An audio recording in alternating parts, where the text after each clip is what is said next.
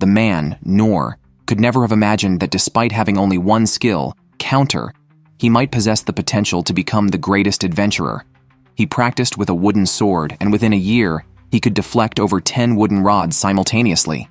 3 more years passed, and he evolved from deflecting 10 rods to 100. After a decade, he unwittingly reached the ability to parry thousands of rods at once. Yet Noor was completely unaware of his own strength. The sword technique he had honed over the years was considered the most rudimentary form of parrying, a skill everyone knew. Orphaned from a young age, he could only live at the bottom of society.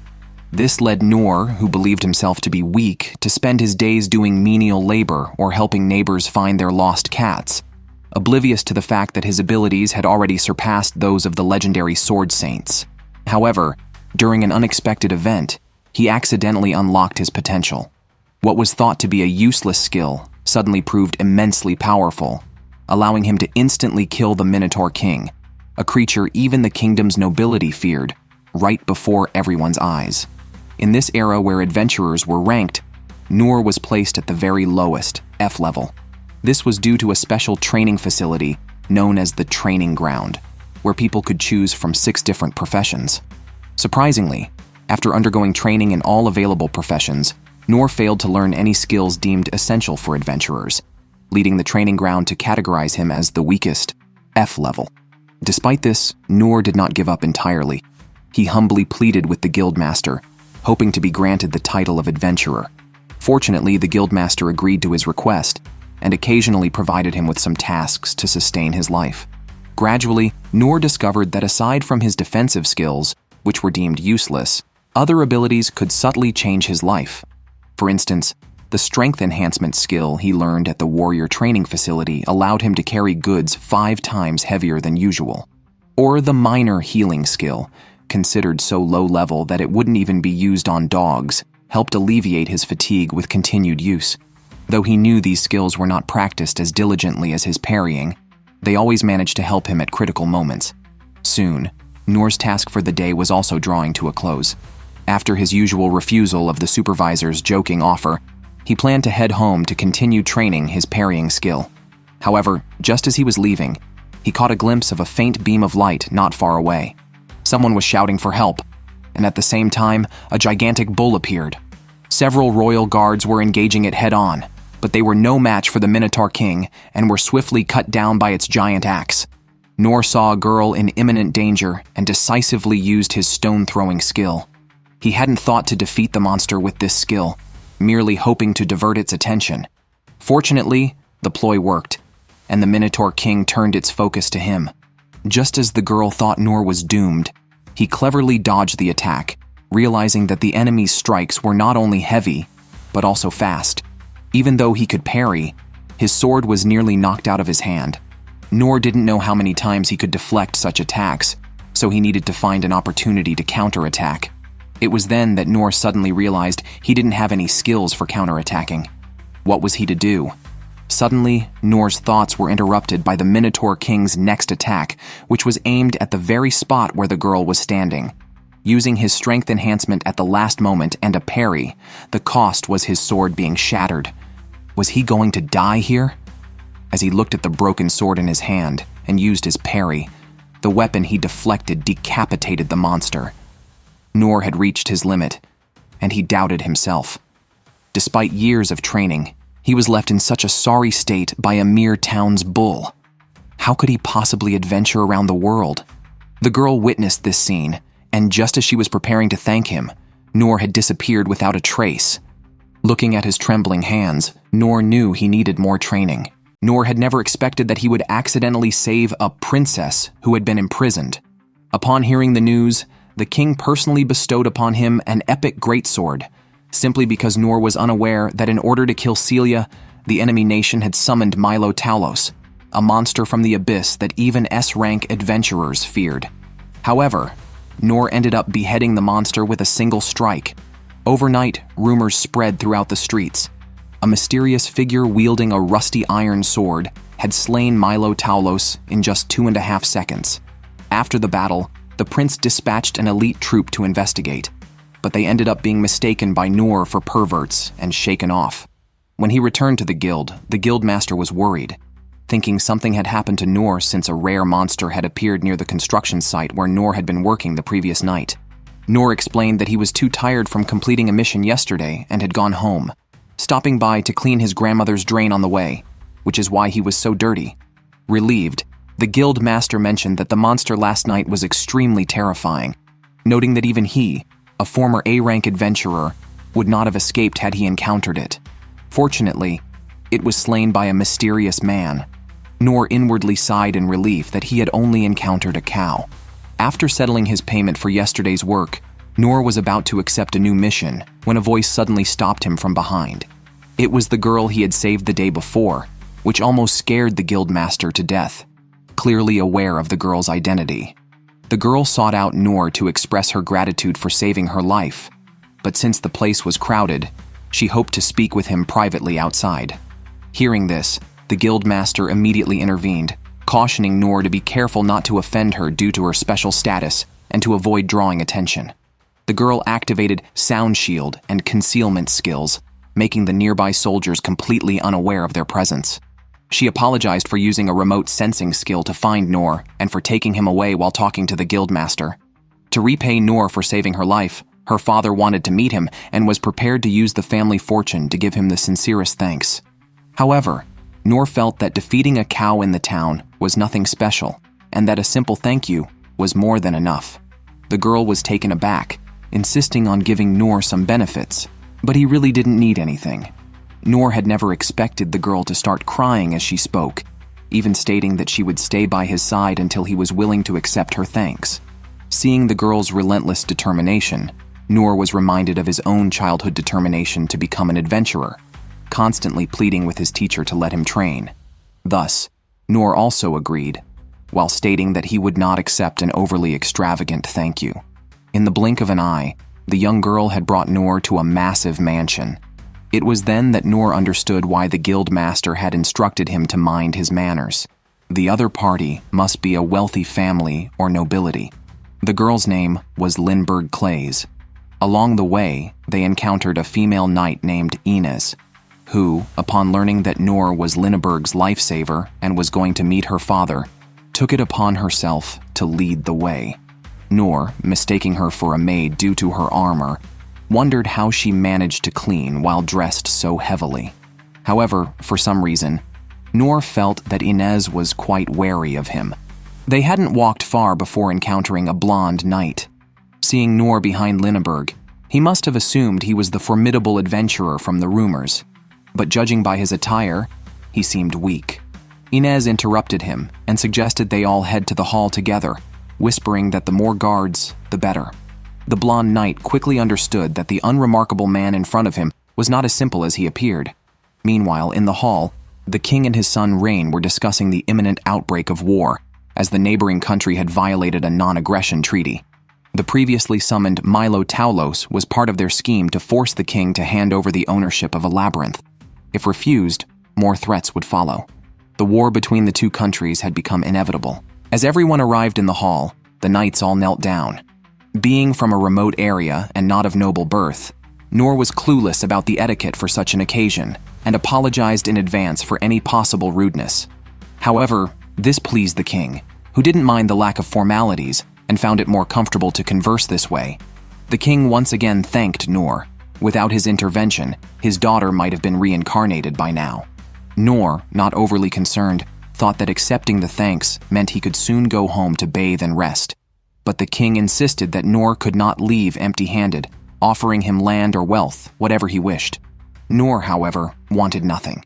This puzzled the king, who then recalled that the kingdom possessed the world's oldest labyrinth, filled with rare treasures stored in the treasure hall. He decided to offer Noor half of the treasures stored there, but Noor still refused. Left with no choice, the king noticed the great sword behind him.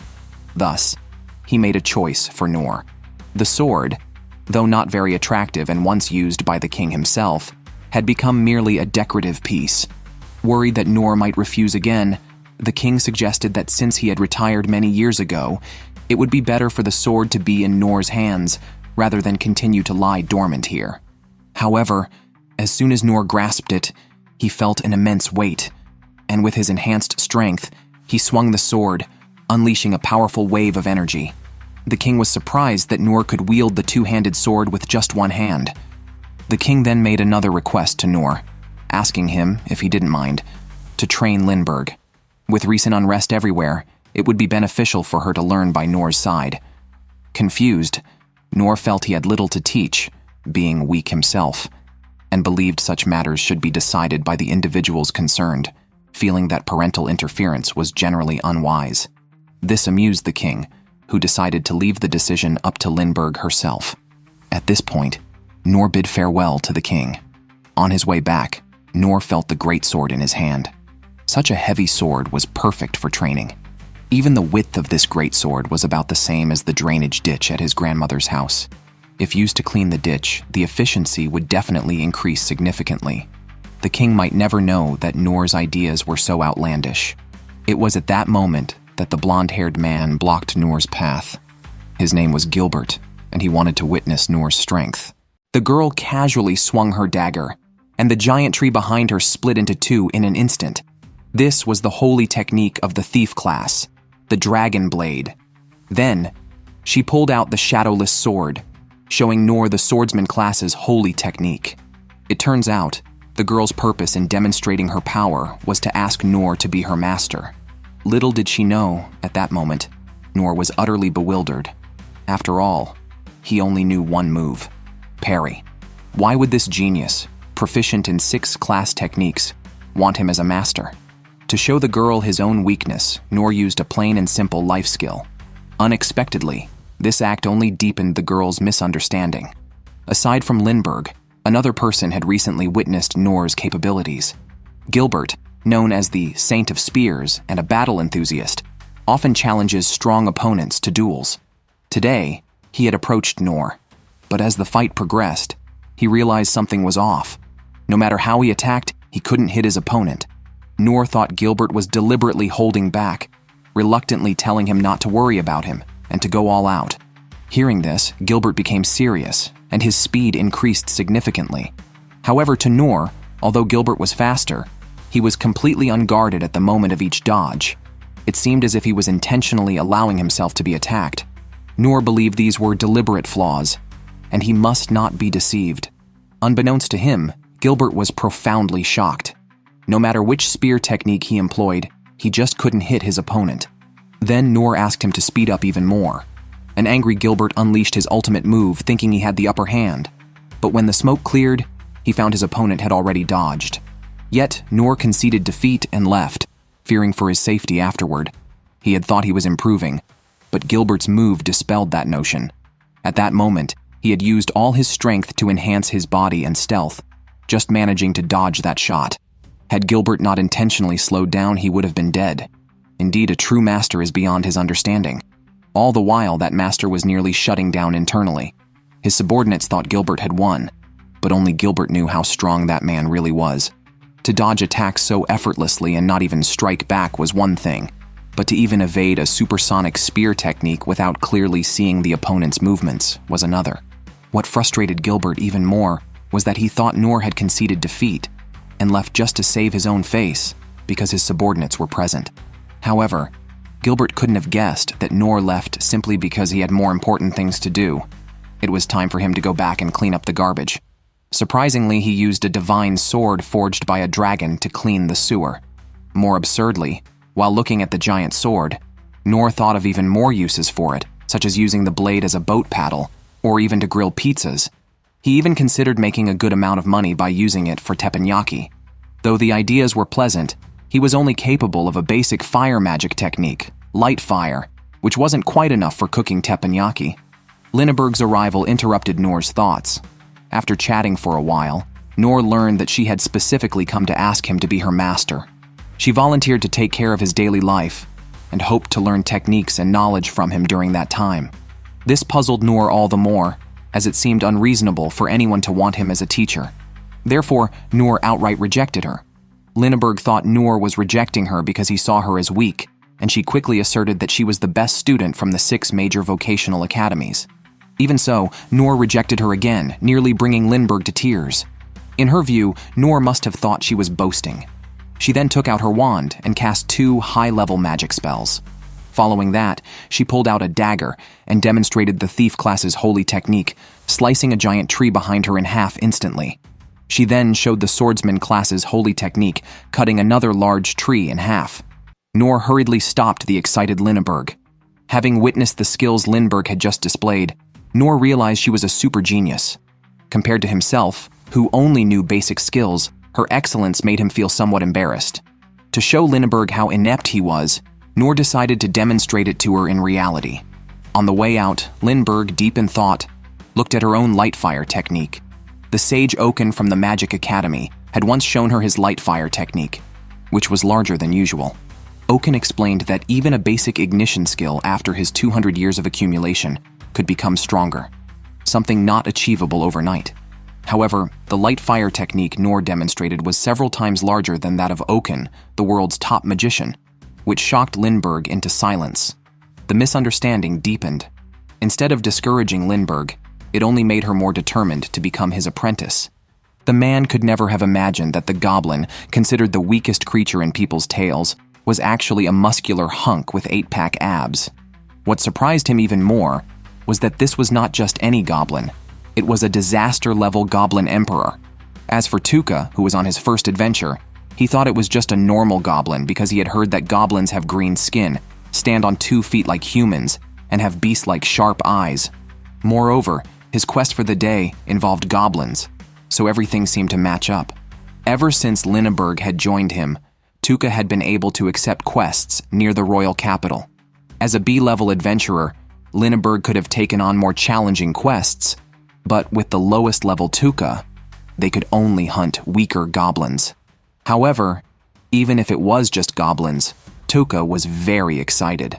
After all, these creatures were what adventurers used to test their skills, and this was also his first time accepting a quest outside the city.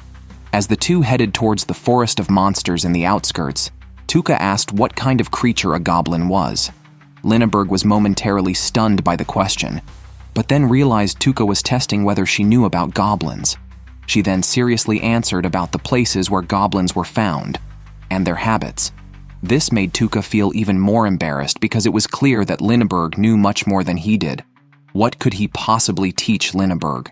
His embarrassment grew when, despite seeing nothing ahead, Lindbergh sensed the presence of a monster and immediately used a skill to reveal hidden beings.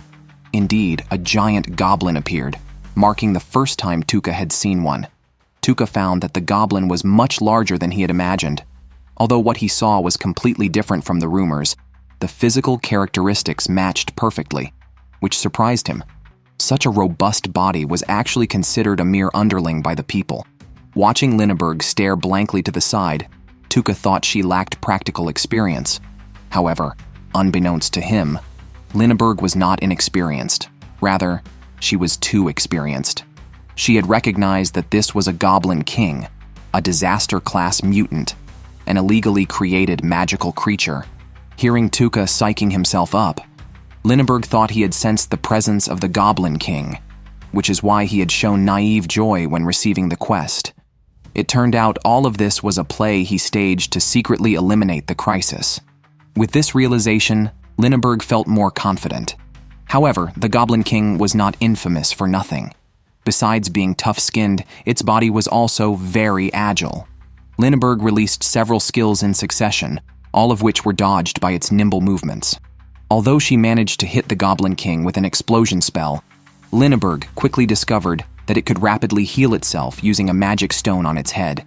If this continued, they would run out of stamina and magic before even injuring the Goblin King. However, after learning the source of the Goblin King's power came from the magic stone, Tuka thought of a strategy to counter it. He suggested that Lindbergh release an explosion spell from behind while he used the propulsion speed to charge at the Goblin King. Thus, Tuka was propelled forward by the powerful energy. Combined with his own physical enhancement, he leaped up and delivered a direct blow to the Goblin King's head. The monster's magic stone fell off, and losing its power, the Goblin King's body began to falter. Now, it was like a moving, large target. Lindbergh simply used fire magic to completely burn it to ashes. Back at the guild, the two accurately reported the battle situation. However, the guildmaster, unaware of the true circumstances, commented that even if the target was a goblin, it was still a bit challenging for beginners. What puzzled the guildmaster was that the magic stone of a goblin should be hidden in the heart or throat, but Tuka claimed it was on the forehead. The guildmaster then asked them to provide proof of killing the goblin, but the two fools had already burned the goblin to ashes. The girl accidentally discovered that by concentrating, she could unleash incredible power. However, this unknown gift ended up harming her companions at the orphanage. The girl's abilities also alarmed the kingdom's 3 saints, who calmed the panicked girl and called this power a blessing bestowed upon her by the heavens. Yet the blessing was extremely prone to losing control, and in the worst cases, it could easily destroy a nation. Later, the girl became the disciple of the Shield Saint, and under his guidance, her once wild talent became the strongest shield, capable of blocking all attacks and magic. But even after many years, the shadow of having hurt her companions could not be erased. The girl subconsciously kept her distance from others and was not easily swayed by their emotions. That was until she met that man.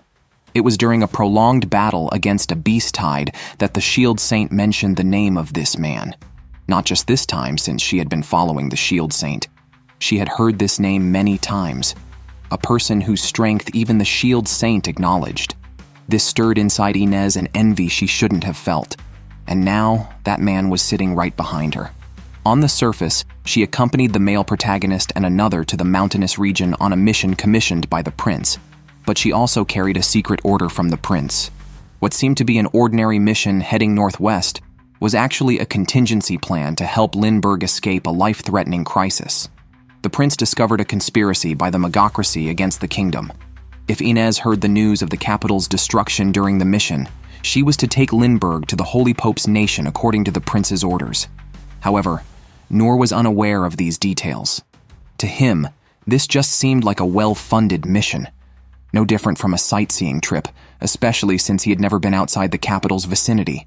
Moreover, Inez, who bore the title of Shield of the Gods, and whose strength was comparable to that of the Gun Saint, who could defeat a giant dragon alone, was accompanying them. He thought he would just be along for the ride on this mission, unaware of the prince's escape plan that inadvertently made them encounter the most powerful monster of the attack. It was Noor who first noticed something amiss. In the middle of an otherwise neat field, there was a strange trace that looked like something had trampled through it. Sure enough, upon hearing this, Lindbergh cast a spell to remove concealment in that direction, revealing a legendary monster, the Black Death Dragon. Simultaneously, the capital also faced an onslaught of formidable monsters, all part of the Magocracy's plot against the kingdom. The kingdom deployed various corps and its 6 strongest masters to combat this threat. Meanwhile, a young boy appeared at the same time as the Black Death Dragon. As the concealment vanished, he was flung away by the monster's tail. Seeing the boy about to be killed by the Black Death Dragon, Noor instantly rushed in that direction and blocked all attacks with his parry. However, Inez noticed that the boy's appearance next to the Black Death Dragon was no coincidence. He appeared simultaneously after the concealment was removed. Upon hearing this, Lindbergh immediately thought of something. The demon race, which looks human, but has the ability to communicate with monsters. 200 years ago, the demon race controlled ferocious monsters and nearly flattened the Holy Pope's nation, one of the major powers. Subsequently, the human race drove the demon race to extinction. Given the appearance of the Goblin Emperor, it seemed that descendants of the demon race still secretly survived. The boy's identity was undoubtedly a remnant of the demon race. It was likely that the removal of concealment accidentally disrupted the mental control over the monsters. Noor was actually saving an enemy. Lindbergh didn't think much about this. The priority was to help Noor fight the Black Death Dragon. However, Inez stopped her, stating that Noor was undoubtedly doomed to die. Although the Black Death Dragon's power wasn't strong, and its speed was just average, in Noor's eyes, the Black Death Dragon was even weaker than the Goblin Emperor. However, the next attack harshly taught him a lesson. A countless amount of black mist sprayed out of the dragon's mouth. If he dodged now, the boy would surely be hit, so he decided to parry the eerie black mist. Unexpectedly, the black mist was an unblockable status effect skill. This was the truly terrifying aspect of the Black Death Dragon. The venom it sprayed was so deadly that even the healing saint could not cure it if present. Inez stopped the frantic Linneberg again. She had already foreseen Noor's inevitable death. Now the most important thing was not to avenge Noor, but to protect the princess of the kingdom. 2.5 seconds later, an even more potent poison mist struck, affecting even birds flying high in the sky. However, what Inez didn't expect was that Noor not only survived, but continued to fight the Black Death Dragon amidst the black mist. Even more unexpectedly, Noor's basic skill, minor healing, proved more effective than the so-called healing saint's skills. Watching Noor risk his life to protect others, Inez finally understood that this was the shield she had always been pursuing. But even so, she still believed Noor was destined to die. There was no way to fight against the Black Death Dragon, and even though Noor had fallen, he now had the confidence to win. The girl could never have imagined that her master, who was supposed to die in the deadly poisonous fog, miraculously stood up again, looking unharmed. It was very strange because the miasma exhaled by the Black Death Dragon was fatal to ordinary people, with just one breath. Even the medic saint could not reverse such a fate. Just moments ago, Noor had been bleeding from 7 orifices, appearing beyond medical help. Inez had even given up on rescuing Noor. Unexpectedly, after Noor collapsed, he felt that the Black Dragon was not so formidable after all. It turns out that since childhood, Noor had been a tough kid with a hard fate. Due to the death of his parents and his inability to become an adventurer, he had to live alone in the mountains. Unfamiliar with the ingredients, he accidentally ate highly poisonous plants. Fortunately, the minute healing awakened during his training and a night of rinsing with clear water barely kept him alive. Later, he learned from a book that this was a kind of dragon-slaying grass. His mother had told him it was something he should never eat. After Noor fully recovered, to his surprise, he was bitten by a venomous snake. Using treatment afterward not only gave him resistance but also made him immune to poisoning. Since he was not afraid of poison, he could now roast and eat venomous snakes. The next day, he deliberately caught another to test his resistance. Indeed, the spread of the toxin was very slow. Noor thought this might be an opportunity to learn a new skill. Thus, he began to actively seek poisonous creatures to eat. Although he did not learn new skills, it made him immune to all poisons. To be precise, he became more resistant. As long as he was not instantly poisoned to death, he could survive with healing. Noor also made an unexpected discovery, that poisonous creatures were surprisingly delicious. As for why Noor was bleeding from 7 orifices just now, it turned out he had given his healing to the white-haired boy behind him, so he himself had sprayed a bit of blood. However, with Noor's experience, he could handle such monsters easily. In the next second, as the Black Death Dragon launched a life-bursting strike, Noor seized the opportunity to pierce its body. Subsequently, people saw only a pile of remnants of the monster. Coming to his senses, he asked about the boy's situation. Unexpectedly, the boy said that the monster was supposed to be brought to town as per an agreement with someone else. Noor was extremely alarmed. Could it be that the frog was indeed a high-grade ingredient? Could the Black Death Dragon be the precious frog he had raised himself? Noor mistakenly thought he had destroyed the important merchandise the boy was supposed to deliver to town. His sudden apology completely confused the boy, although he also did not know why he was supposed to bring the monster to town, but it was definitely not to be used as food. Before this, the boy had been living in a dark, sunless dungeon. As one of the few demons in this world, they were kept like livestock by humans. But one day, the slave master told him that as long as he obediently moved together with this demon creature, not only would there be no more groundless beatings, but he would also be allowed to enjoy delicious food to his heart's content. Moreover, the other demons there would enjoy the same treatment. After that, the boy started his mission blindfolded. Unexpectedly, he was discovered by a princess along the way. Once the concealment barrier was removed, his mental control over the demon was also released. Thinking about how his failure would cause his companions to suffer again, the boy felt extremely guilty. But what was done was done. He accepted his fate. Although he hadn't been able to help others, at least he had not harmed anyone.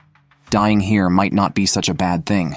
He only prayed that he wouldn't be beaten too harshly in his next life, hoping he might be of some help to someone and perhaps even taste the so-called delicious food. It It was at this moment that Noor intervened to save him, and immediately treated him after the demon exhaled poisonous gas. Unexpectedly, afterwards, Noor even offered to compensate him, which the boy could hardly accept. Later, Noor also learned that the boy could control demons, which made him envious, for he had often thought how useful it would be if he had such a skill, to have demons help with farming during the day and with guarding at night. However, what surprised Noor even more was that the boy was born with this ability. The boy stuttered that it was a demon trait. People of the demon race all have this ability. But Noor, being somewhat hard of hearing, misunderstood. Although Noor's thought processes were not on point, Lindbergh knew about the boy's identity. What concerned her more, however, was that Noor, having inhaled the poisonous fog, was still bursting with vitality.